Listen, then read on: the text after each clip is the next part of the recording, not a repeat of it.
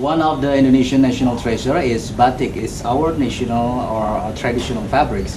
The history came from like 100 years ago. We should be proud of our national treasure like foreigners. They would be amazing with the process. The batik itself called tik-tik is the process of picturing the motif on the single fabrics like this.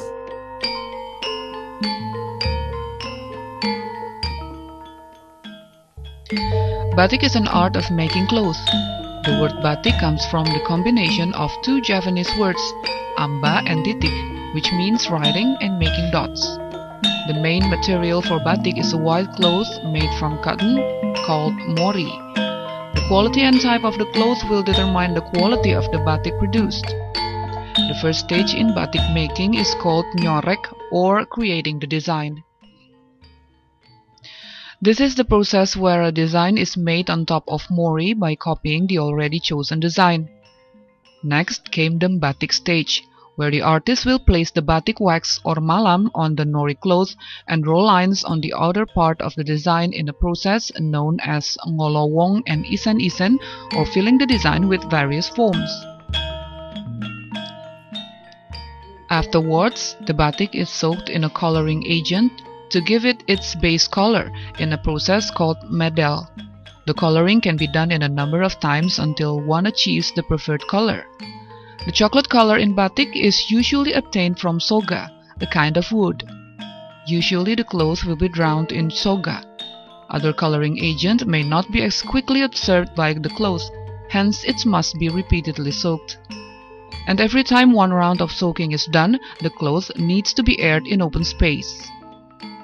In several batik workshops, the natural colors are still used, especially if you want to produce batik with unique colors that cannot be done by using artificial coloring.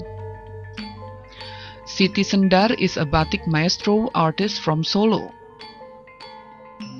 Other than being famous for their pakem batik designs used in traditional events such as weddings, Siti's batiks are also famous for its colors.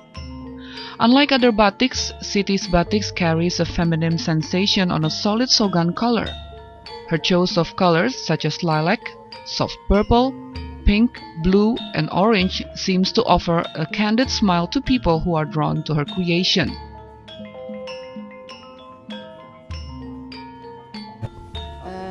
Awal proses batik ini kita membuat motifnya adalah kita kini ambil dari motif kuno yang kita sudah punya pola-polanya.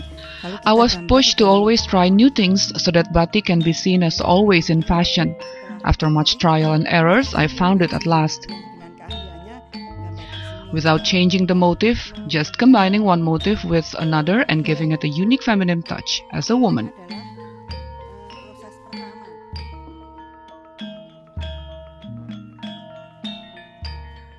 The last process in batik making is called nglorot.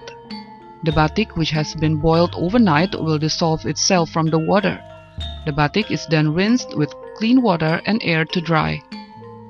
The process of making a batik is indeed quite time-consuming. The process, from the beginning until the end, involved a number of people, and each stage requires some amount of time to finish. In total, it takes about 2 to 3 months to make hand-painted batik or batik tulis. But if you want to make the printed batik, it will only just take you 2 days' time. It's no wonder then the hand-painted batik will cost you more. In one sheet of batik, every chanting scribble made is painting fraught with meanings from the artist. Every motif is a symbol of an important event visualized through the drawings.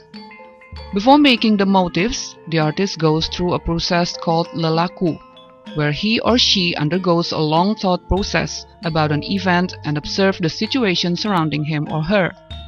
This is what makes every curve in the motif and every scribble have deep meanings when deconstructed. Take this motif for example. This is called the Babon Angrem motif. This motif represents a pregnant woman that is imbued with love and patience, in hope that such traits will be inherited by the future baby. The cultural meaning of the motif, however, is wishing for an offspring. There are a lot of ways to preserve batik. One is by wearing the batik on certain days. Because a big nation is not just a nation who remembers its heroes, but also one that cares for and preserves its culture. In the midst of widespread industrial competition in Indonesia, many people refer to printed batik as a cheaper choice. So long as there is a demand for the product, there will be many entrepreneurs and businessmen lining up to meet such demand. In a more saddening note, some traditional batik producers even changed their course of production by shifting to the printed batik than handmade ones. Siti Sendari, however, is not just a batik maker or producer who vies for the huge profit promised by the batik industry. She has her own mission to develop batik as a heritage that must be preserved throughout the nation's lifetime. However, after 40 years of meddling in the batik world, Siti Sendari admits that she has her worries about the future of the hand-painted batik. Kalau generasi muda sekarang itu tidak ada yang peduli, karena mereka itu tidak tahu bahwa sebenarnya ini sesuatu yang sangat berharga ya, karena buktinya orang mantu zaman sekarang pun kan semua masih. The young generation now is less caring of the hand-painted batik. It's such a pity, especially since it is something precious. The main problem in preserving the batik is the declining number of batik makers. I always try to give people an understanding, especially to those that think that making batik is a low-paying job. This is not true. In ancient times, sultanate nobilities often make batik their hobby to fill their spare times.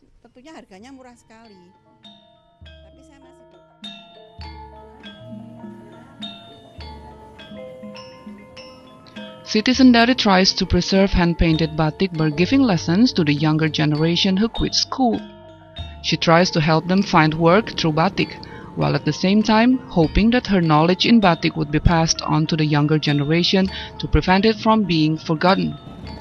Siti said that she chose batik out of love and deep understanding that batik as one of the nation's cultural heritage must be guarded. Romano Prasetya and Gatot Wihartanto reporting.